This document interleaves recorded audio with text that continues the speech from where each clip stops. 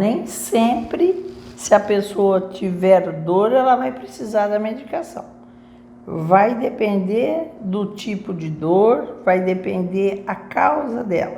Por exemplo, uma pessoa que tem dor, mas porque ela está fora de forma, ela está com sobrepeso, obesidade mórbida, ou ela tem, vamos dizer assim, uma postura errada, ela não vai precisar de remédio como a primeira opção para ela. Ela tem que fazer uma dieta, ela tem que fazer uma atividade física, às vezes ela tem uma contratura muscular por uma postura errada durante o trabalho, às vezes o trabalho dela leva um excesso, uma lesão por esforço repetido, que a gente fala o LER, trabalha digitando com o mouse. Esse tipo de paciente muitas vezes não precisa de dor, ele precisa corrigir aquilo que está errado na vida dele para que ele tenha benefícios, senão ele toma o remédio e fica sem dor, mas amanhã ele volta e faz a mesma coisa errada, né? Quantas pessoas a gente conhece que tem um tique nervoso de balançar a perna? Fica balançando a perna e fala, eu sou ansioso, eu balanço a perna o tempo todo. Aquilo vai gerar uma dor.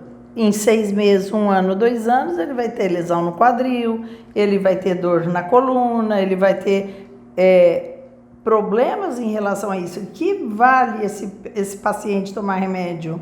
Não adianta, ele tem que aprender que ele não pode fazer mais aquilo, que isso vai causar danos a médio e longo prazo. Então, o remédio nem sempre é necessário em 100% dos casos, porque o paciente pode usar as medidas como fisioterapia, psicoterapia, alongamento, yoga, são coisas que ajudam muito, né? Então, nem toda dor necessita de remédio.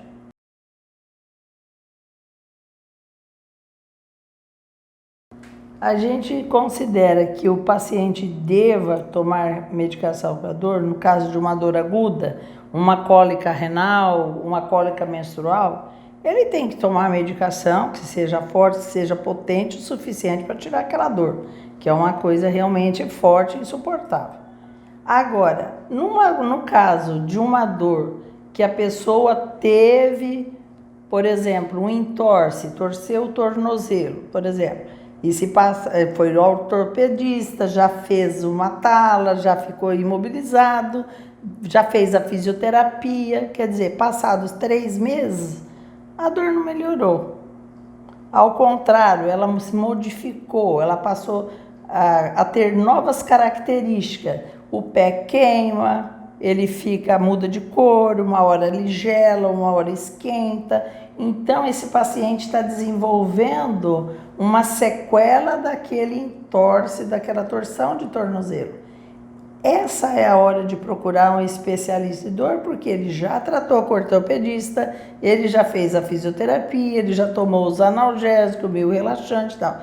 Esse momento aí é que ele precisa procurar um especialista, porque 3 meses é o tempo suficiente para um entorse de tornozelo ou uma tendinite de um ombro ter resolvido. Se ele tomou e não resolveu, tratou adequadamente, quer dizer, o diagnóstico é correto, o medicamento foi correto e passado 90 dias ele está na mesma ou pior, então aí não é mais da área da competência do ortopedista, ou do vascular, ou do neuroclínico, do reumato. É a hora de procurar um especialista de dor, porque o especialista em dor ele tem um outro olhar sobre essa dor. Por que ela não passou quando deveria já ter sarado? Então, isso faz parte da especialidade de dor, é ter um olhar diferente e avaliar a medicação que foi prescrita, se ela foi prescrita numa subdosagem, se aquilo está de acordo com o paciente. Então, depende muito do perfil.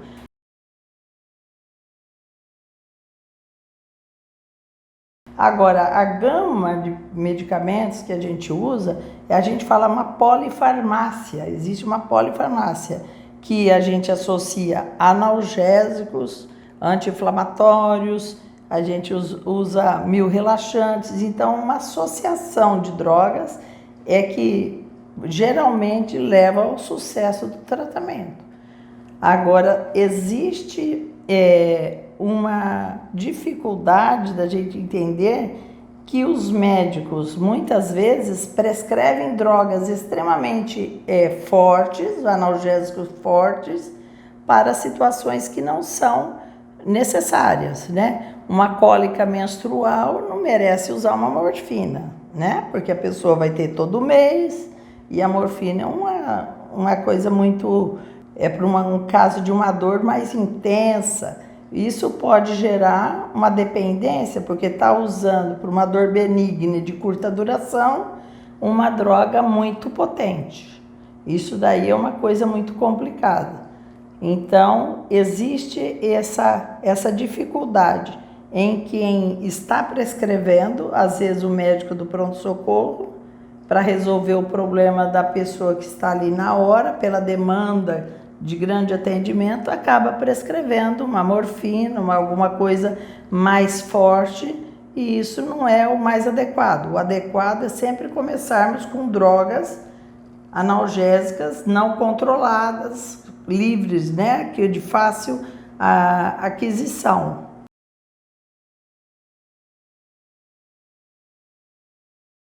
O uso da morfina, ela vamos dizer assim, num caso de dor aguda, como uma cólica renal, o uso da morfina numa emergência para tirar o paciente da cólica renal, que é uma das dores muito intensas, ela é indicada, é apropriado, é necessário muitas vezes, e que vai resolver o problema do paciente, e a pessoa não vai ter cólicas renais semanais ou mensais. Então, ele não corre o risco de uma dependência. Agora, no caso de uma dor crônica ou de uma dor oncológica, em que o médico prescreve uma morfina, um derivado de morfina, há um choque na família e no próprio paciente, entendendo por que está sendo prescrita morfina, sabendo mesmo que seja uma doença maligna.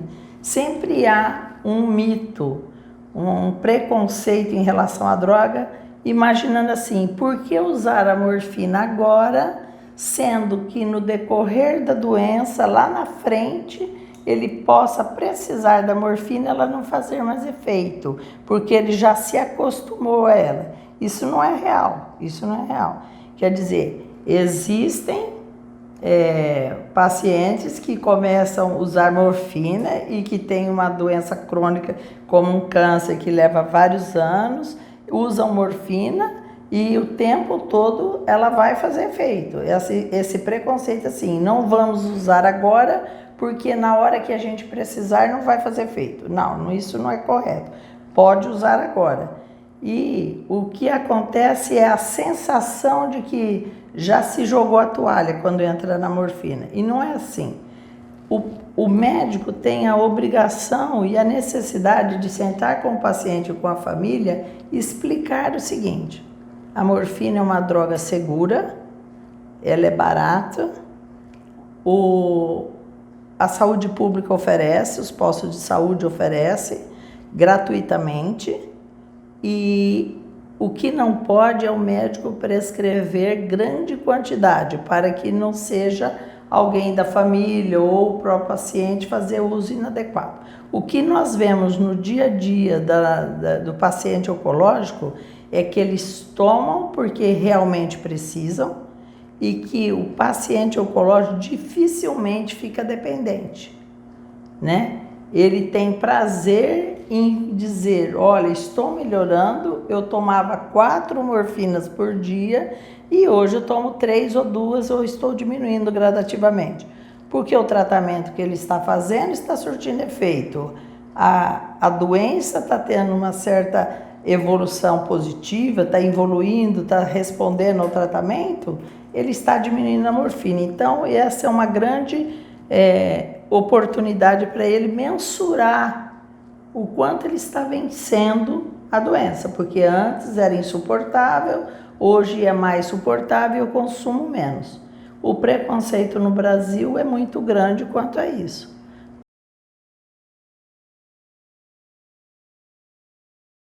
Em relação ao preconceito, vem da falta de conhecimento, né? Do que é a droga, da capacidade que ela tem, da ação. Ela é uma droga que é segura e que é barata e é disponível no Brasil gratuitamente, e também é a que causa menos efeitos sobre o rim, sobre o fígado. Então, se a pessoa tem uma insuficiência renal ou hepática ou tem alguma outra alteração, a morfina ou derivados da morfina, ela vai ser excelente, porque ela não faz alteração nesses sistemas. Então, ela é protetora, ela não vai causar problemas. Então, ela tem muitas vantagens. Agora, cabe o médico explicar os efeitos colaterais. Vai dar náusea, você vai ter constipação intestinal. O maior problema do uso da morfina é a constipação intestinal, porque ela dá uma constipação que às vezes leva o paciente a desistir da morfina. Fala, olha, está uma coisa tão insuportável que eu não estou reagindo a nada. O fato da pessoa ficar 5, 7, 10 dias sem ir ao banheiro é uma coisa que não deveria acontecer. Então, se o médico explica para o paciente, para a família, se começar a prender o intestino, entrar em acordo, entrar em contato comigo, que eu esclarecerei outras medidas, porque a gente já prescreve a morfina e já deixa uma medicação, né, SOS, para que seja usada no caso da constipação, que em 99% dos casos ocorre. Então a gente já deixa um laxante natural associado a ela, né, em que o paciente vai controlando, porque a náusea vai sendo adaptada, mas a constipação nunca é. Então o abandono às vezes acontece por isso.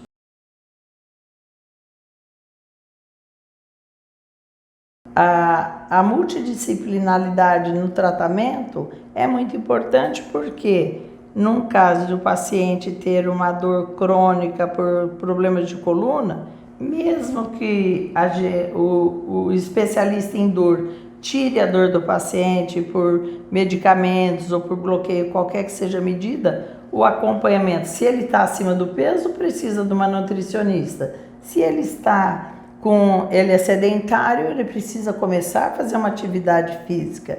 Então precisa do fisioterapeuta, precisa de medidas, como fala, no que diz respeito a se programar, a fazer uma musculação, alguma coisa. Se eles têm depressão e essa dor está relacionada à depressão, precisa da ajuda de um psicólogo ou até mesmo um psiquiatra. Então, essa visão toda em relação à multidisciplinaridade não dá para tratar sozinho. Ninguém vai conseguir fazer um milagre de tratar sozinho e tirar aquela dor, se o paciente tiver fatores que perpetuam a dor. Porque muitas vezes uma pessoa que trabalhava até ontem e hoje com o diagnóstico de câncer está sem trabalhar, dependente de terceiros dentro da casa, para levá-la ao médico, para comprar sua medicação, para cuidar da sua colostomia, por exemplo, é uma coisa que incomoda muitos pacientes, que deixa uma sensação de estar incomodando o tempo todo, uma sensação de humilhação e de desconforto perante a família, de estar dando trabalho, como eles dizem, estou dando trabalho para o meu filho, para a minha nora, e isso daí faz com que o paciente adoeça do ponto de vista psiquiátrico, né? A depressão, a vergonha, é uma humilhação não ter o seu próprio ganho mais, né? Então isso tudo precisa da ajuda de alguém. Até da parte religiosa, uma crença ajuda muito nisso, alguém que converse com ele, e o apoio familiar dizendo que aquilo é transitório e que provavelmente vai melhorar o tratamento. Então, ser otimista, ser confiante, também ajuda muito nisso, né?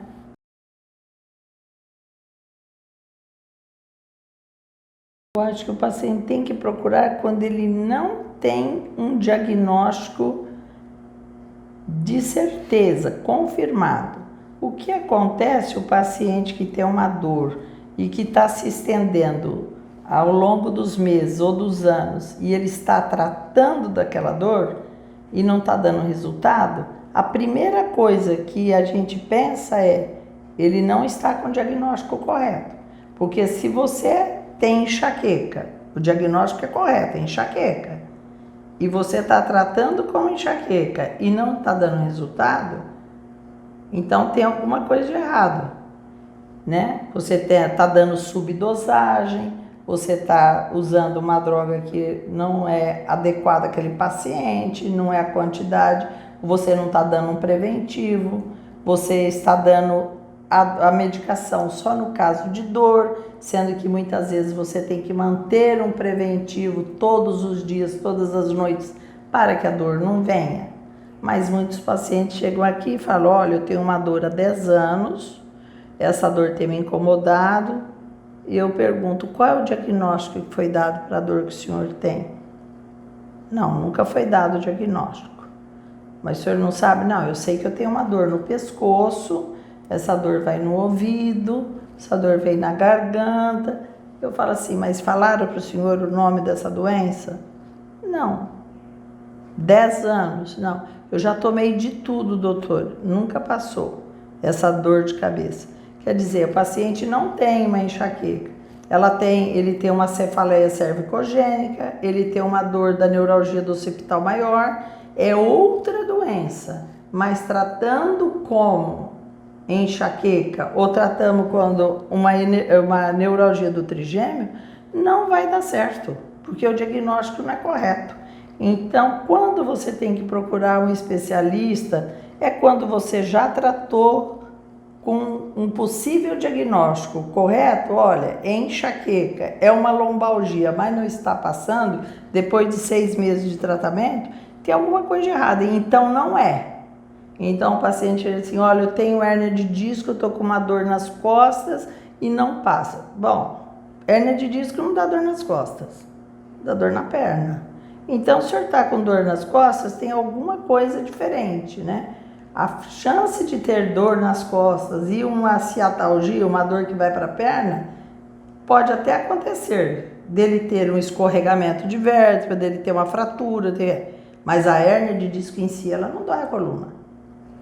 Então, ela vai doer o quadril, ela vai doer o joelho, ela vai doer a perna toda. Mas se doeu a coluna, então já não é. Eu só tenho dor que vai para a perna? Não, não tem. Eu só tenho dor na coluna, então não é hérnia de disco.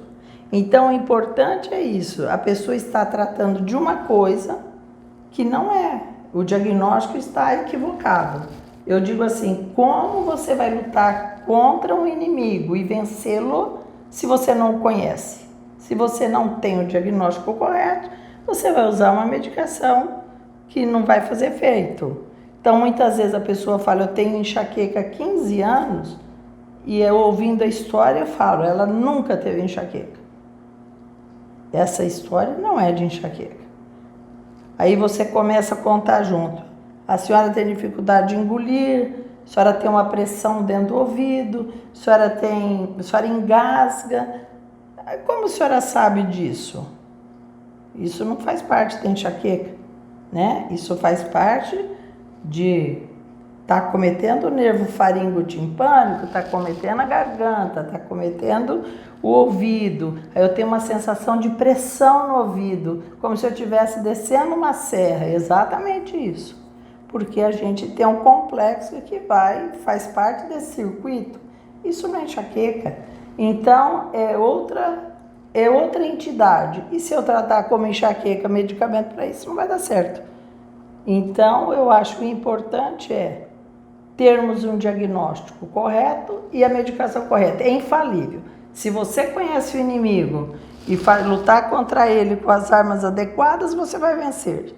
Mas se você nem conhece o inimigo, você pode bombardear de qualquer jeito. Você está atirando a esmo. Você não vai acertar. Quando você faz o diagnóstico, fica fácil, porque você sabe o que é que vai curar aquilo ali. Então, eu tenho pacientes aqui operados, mas não tem o diagnóstico, não sabe do que foi operado. 2 vezes ele foi operado. Mas eles não sabem por quê. Porque eu tinha uma dor no ombro. Mas o senhor foi operado da coluna? Fui.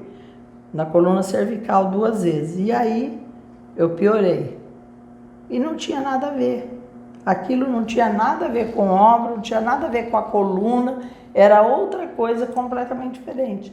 Então é muito complicado você não ter o diagnóstico e começar com medidas invasivas, né? Abrindo, operando. Isso acontece muito em dores abdominais, neuralgias intercostais, em que a gente vê a pessoa com um achatamento, uma fratura, uma compressão da coluna torácica.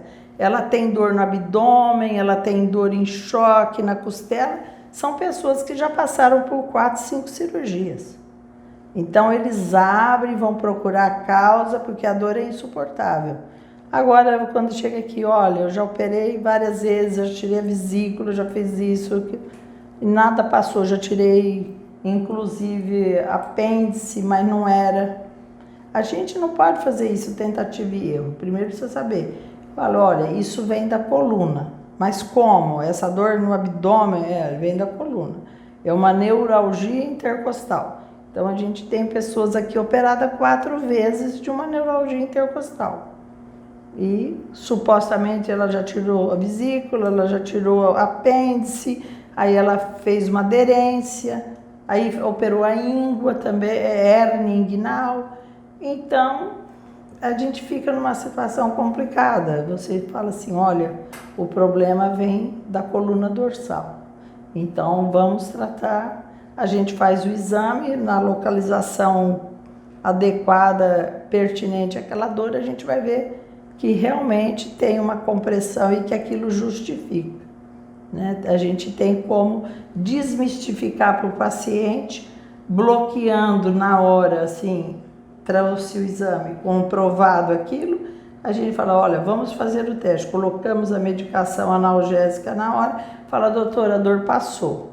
É isso mesmo, então é a primeira vez que eu estou sem dor. Então está confirmado o diagnóstico, vamos tratar de acordo com o que o senhor tem, né? Porque a gente não pode pegar o paciente e tirando coisas, esse órgão não deve estar bom, deve ser isso, deve ser aquilo. Não é assim. E muita gente, mesmo aqui numa cidade grande, evoluída, com várias faculdades, como São José do Rio Preto, acontece isso. De uma exploração, uma laparotomia exploradora, numa dor que vem da coluna, que não tem nada a ver com as vísceras e com os órgãos internos. São dores diferentes, mas que muitas vezes chega aqui, o paciente já foi investigado 3 ou 4 vezes no abdômen. Eu sou a doutora Fátima Bifano, especialista em dor, trabalho com dor há mais de 35 anos, estou na clínica Dorimê e estou aqui para atendê-los e tirar dúvidas sobre as dores que vocês tiverem.